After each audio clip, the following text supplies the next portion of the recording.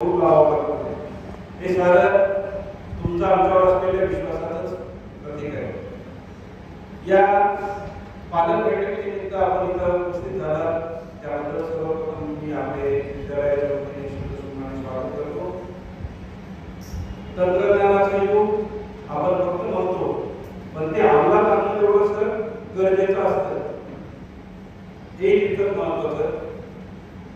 तंत्रज्ञानाबद्दल बोलण्याच्या आधी मी मानवी स्वभावाबद्दल थोडीशी माहिती तुम्हाला सांगायची आहे.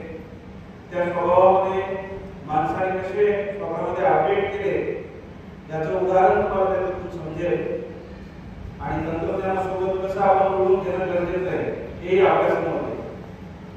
फार पूर्वीच्या काळाबद्दल विचार केला ना, फार पूर्वीच्या काळामध्ये मानव काय करायचा, सुरुवातीला उत्क्रांतीवादाच्या वेळेमध्ये ज्यावेळेस आपण असं म्हणलं जातं की वानरापासून आपली त्या काळामध्ये साधन सुविधा उपलब्ध नव्हत्या. त्यावेळेस मानव काय करायचा, विजुअली चालण्यासाठी एका ठिकाणाहून दुसऱ्या ठिकाणी जाण्यासाठी पायाचा वापर करायचा, पायी चालायचा.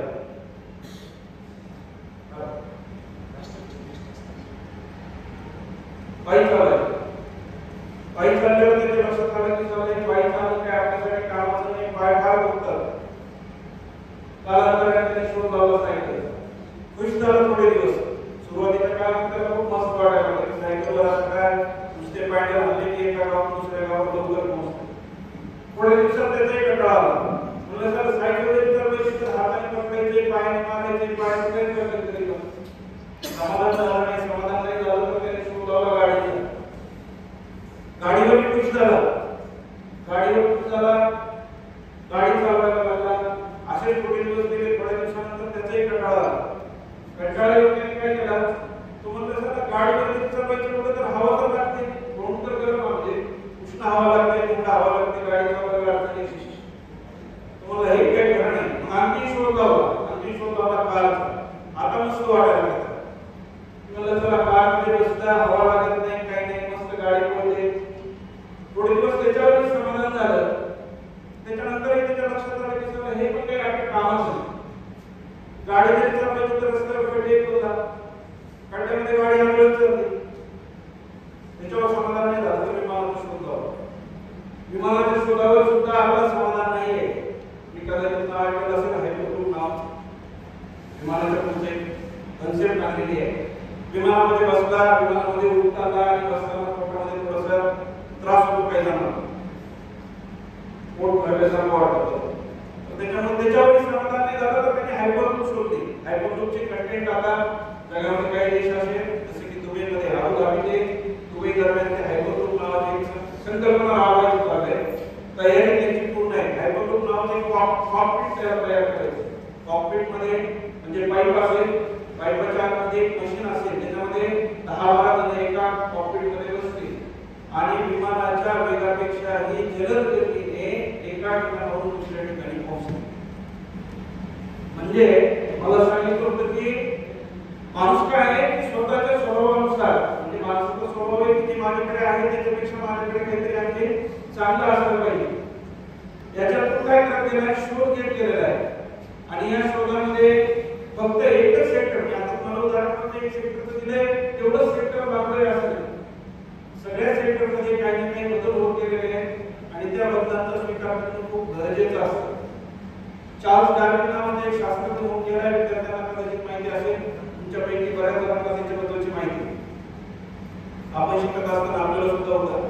आता विस्मरण करू शकतात, एखाद्या वेळेस विस्मरण झालं असेल तर चार्ल्स डार्विन नावाच्या शास्त्रज्ञाने एक थेअरी सांगितलेली आहे. कदाचित तुम्हाला माहित असेल, theory Charles Darwin theory of survival of fittest.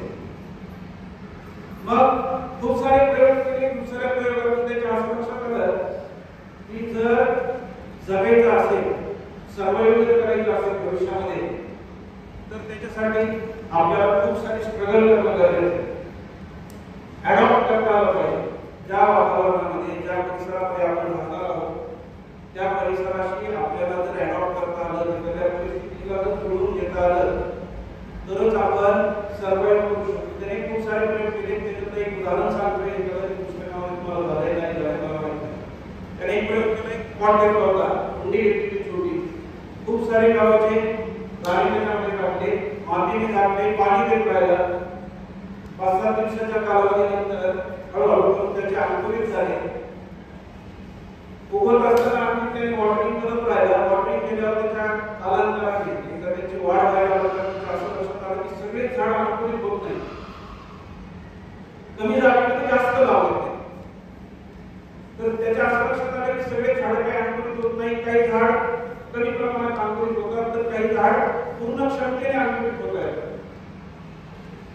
मग ह्याच्यावर त्याने सिद्धांत मांडला की जर जगायचं असेल तर स्वतःमध्ये काय असायला पाहिजे, ओळ असलं पाहिजे. कारण ती माती सेम आहे.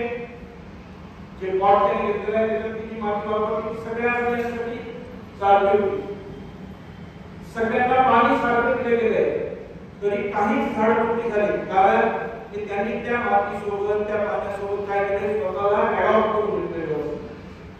आणि जे लोक स्वतःला वातावरणातील होणाऱ्या बदलांसोबत अडॉप्ट करून घेऊ शकतात तेच भविष्यात सर्वाइव्ह करते. ही गोष्ट फक्त त्या झाडापुरती मर्यादित नाही, आपल्या पाल्याच्या बाबतीत सुद्धा तेवढीच गरजेची. हॅलो, की आपले पाल्य सुद्धा आता स्पर्धामध्ये आहेत. आपणही पाहता नोकऱ्या लागल्या, नोकऱ्या मिळवणं तेवढं सोपं राहिलेलं नाही. पाया भक्कम जर आपला असेल तर ते कदाचित पुढे सर्वाइव्ह करू शकते. बदलतं शैक्षणिक धोरण हे नोकऱ्या लावण्यापुरतं मर्यादित नाही, तर त्यांना स्वतःमध्ये सक्षम करण्यासाठी काम करते. नवीन शैक्षणिक धोरणामध्ये बऱ्याचशा गोष्टींचा असा समावेश झालेला आहे की मुलांना किमान तंत्रस्नेही बनवा, तंत्रज्ञानाचा वापर त्यांच्या जीवनामध्ये कसा वाढेल याच्यावर विचार करा. आणि याच तंत्रज्ञानाचा स्वीकार करणं आपल्यासाठी सुद्धा खूप महत्त्वाचं ठरते.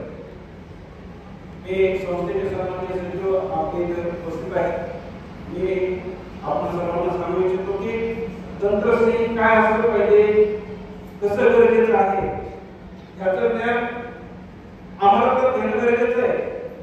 त्यांना तेवढंच आवश्यक नाही, परंतु आजही तंत्रज्ञानामध्ये होणारे बदल असतील, शैक्षणिक पद्धतीमध्ये होणारे बदल असतील, त्याच्याबाबत ते एवढे सजग असतात. आणि आम्हाला आवश्यक असलेल्या प्रत्येक गोष्टीला ती महाग आहे. सगळ्यांनी आता सांगितलं की हा डिजिटल बोर्ड जो आपल्या समोर दिसतोय हा 2 लाख रुपयाच्या जवळचा आहे.